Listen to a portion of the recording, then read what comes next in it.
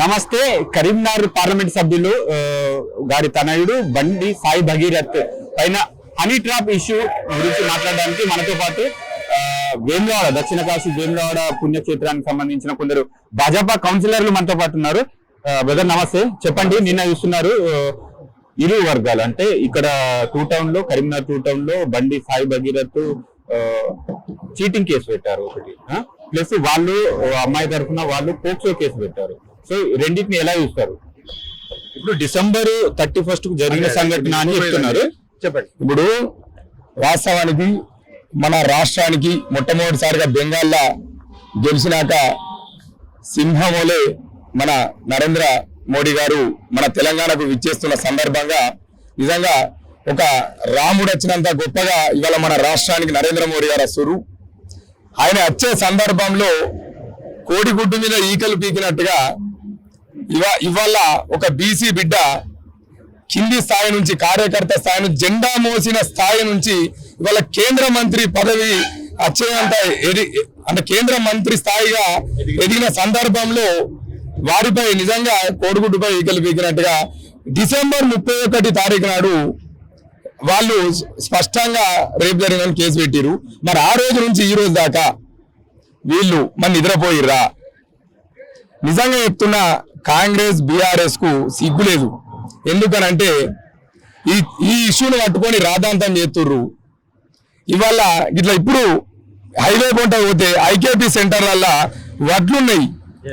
నిజంగా రైతుల పట్ల చిత్తశుద్ధి ఉంటే వాళ్ళు చేసేది నిజంగా బీఆర్ఎస్ కాంగ్రెస్ కు చిత్తశుద్ధి ఉంటే సిగ్గు మానం ఏమన్నా ఉంటే ఫస్ట్ రైతు ఎంత ఏడుస్తుండో వాళ్ళ బాధలు చూడాలి. ఐకేపీ సెంటర్లకు పోయి వాళ్ళ సమస్యలు తెలుసుకొని తొందర లిఫ్ట్ చేసే ప్రయత్నం చేయాలి తప్ప ఏదో బీసీ బిడ్డ ఎదిగింది కదా ఇవాళ మోడీ వస్తుండు బండి సంజయ్ని బార్లో ఎడదామని లేనిపోని రాద్ధాంతం చేస్తున్నారు. రేపు ఒక్కసారి కాదు 3 సార్లు జరిగిందంట. 3 సార్లు రేపు జరిగితే ఎవరైనా కేసు పెట్టకుండా ఉంటారా? ఎంత అన్యాయం! ఫస్ట్ రోజే నువ్వు వచ్చి కేసు పెట్టాలి. మరి ఇన్ని రోజులు ఎందుకు? బేరాలు అన్నట్టే కదా. మరి ఎందుకు అంటే ఇప్పుడు ఏదో బెదిరియడానికే కదా, 100% పిల్లలని వచ్చి బెదిరియడానికే కదా. మరి అదే నీకు ఫస్ట్ సారి రేపు జరిగిందని నువ్వు అనుకున్నప్పుడు నువ్వు వచ్చి స్టేషన్లో కంప్లైంట్ ఇస్తే అయిపోతుండే కదా. ఇప్పుడు కావాలని కుట్ర కాకపోతే ఏమన్నా ఉండదా? మళ్ళీ అందులో ఈ మోడీ సభను ఉద్దేశం చేసుకున్నారు. అవును, నిజంగా ఇవాళ మోడీ వస్తుండు, ఈయన డ్యామేజ్ మొత్తం ఇంకా సెంట్రల్ మినిస్టర్ కదా, కుళ్ళు మండుతుంది ఒక్కొక్కళ్ళకు.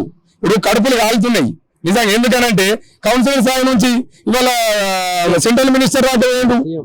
అట్లాంటప్పుడు ఇప్పుడు ఇవాళ బీఆర్ఎస్ కు కాంగ్రెస్ కు కడుపు మండుతుంది.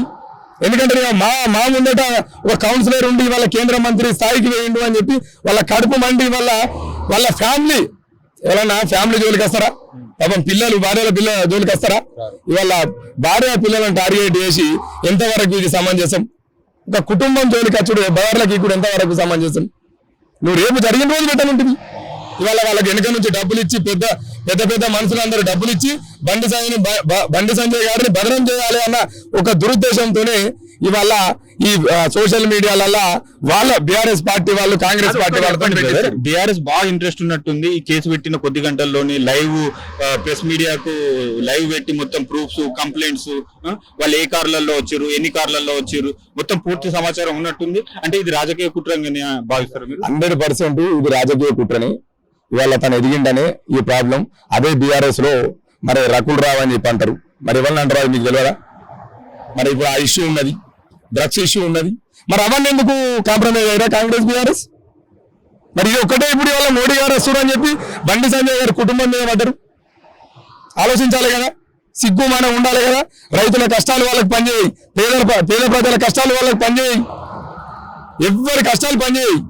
ఇటువంటి కోడిగుడ్డు మీద ఈకలు పీకడం తప్ప మెయిన్ టాపిక్ ఇప్పుడు నేను ఏమంటున్నా, కోడిగుడ్డు మీద ఈకలు పీకడం తప్ప ప్రజలను మరి వాళ్ళ కష్టాలు తీర్చే ప్రయత్నం చేసి వాళ్ళ ప్రభుత్వం మీద కాంగ్రెస్ ప్రభుత్వం మీద బీఆర్ఎస్ పార్టీ బీఆర్ఎస్ అనేది ప్రధాన ప్రతిపక్షంగా ఉంది.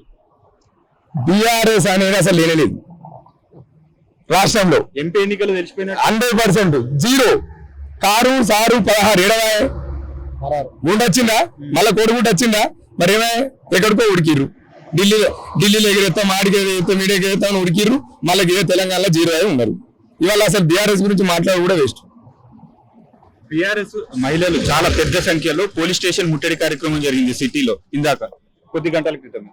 ఇదే బీఆర్ఎస్ మహిళలు అంటే మోడీ గారు చూడండి, మోడీ గారు మరి మహిళలకు అద్భుతమైన అవకాశాన్ని ఇచ్చి మహిళా శక్తి కింద 33% రిజర్వేషన్ కోసం అదే ఢిల్లీలో పార్లమెంట్లో 33% కోసం పెడితే ఒక్క మహిళనన్నా మరి అదే బీఆర్ఎస్ కానీ కాంగ్రెస్ కానీ ఒక్క మహిళన వచ్చి రోడ్డు మీద ధర్నా చేసిందా? మాకు 33% రావాలని ఎవరైనా ఒకరు అడిగిరా? వాళ్ళకి అది అవసరం లేదు, ఇసుంటి కావాలి వాళ్ళకి. అంటే మీరు ఎన్నుకున్న నాయకులు ఏ చెప్తే అది వింటున్నారు అంటారు అంతే. ఇప్పుడు దాని అర్థం మహిళలు ఎన్నుకున్న నాయకులు చెప్పినట్టు వింటూరు తప్ప కనీసం వీళ్ళని రాజకీయంగా ఎదగనియద్దంటారు. వాళ్ళకి ఆలోచన లేదు. మహిళలను రాజకీయంగా ఎదిగిపిచ్చే ఆలోచన కాంగ్రెస్ పార్టీకి బీఆర్ఎస్ పార్టీకి ఆ ఆలోచనే లేదు. ఇక ఇవే చిన్న చిన్న ఇంటికి మీద రాద్ధాంతం చేయాలి, దాన్ని పుట్ట గడుపుకోవాలి. సో మొత్తానికి ఫైనల్ గా చెప్పండి, ఏం చెప్పాలనుకుంటున్నారు తెలంగాణ ప్రజలకు?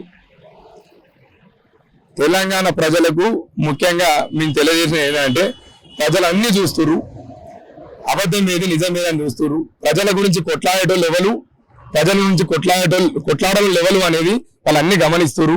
ఈ చిన్న చిన్న ఇష్యూలు వాళ్ళు పట్టించుకునే పరిస్థితులు లేరు. ఎందుకంటే వాళ్ళకి అందరికీ ఆ కేసుల్లోనే అర్థమవుతుంది. డిసెంబర్ 31 నాడు జరిగిన దానికి ఈ రోజు వాళ్ళు ముందుకు వచ్చి చేపిస్తే ప్రతి ఒక్క పార్టీ దీని వెనుకుండి బండి సంజయ్ గారిని అవమానించే రకంగా ముందుకు తీసుకెళ్తారని జనాలకు అందరికీ అర్థమైంది. ఇప్పుడు జనాలు కూడా రాంగ కూడా ఛాయ్ హోటళ్ళల్లో బస్సులల్లో ప్రతి డిస్కషన్ అదే. ఎందుకంటే ఒక పేద బిడ్డ బండి సంజయ్ గారు ఎదిగిన పద్ధతి అందరికీ తెలిసిందే. ఒక మచ్చ లేకుండా నీతి నిజాయితీతోని ఇవాళ మన కరీంనగర్లో కార్పొరేటర్ స్థాయి నుంచి కేంద్ర మంత్రిగా ఎదిగిన సందర్భం అందరికీ తెలిసిందే. మచ్చలేని నాయకుడు అని అందరికీ తెలిసిందే. దీన్ని పట్టుకొని ఆయనను బదనం చేసుడు కాదు, ఆయన నిజంగా ఎంతో గొప్ప అమ్మవారి శక్తితోని ఇంకా ఎంతో గొప్పగా ముందు రోజులలో గొప్పగా ఎదిగే పరిస్థితి ఉన్నది. అది ప్రజలు కూడా గౌరవిస్తున్నారు, ఆయన ఆశీర్వదిస్తున్నారు. ఓకే.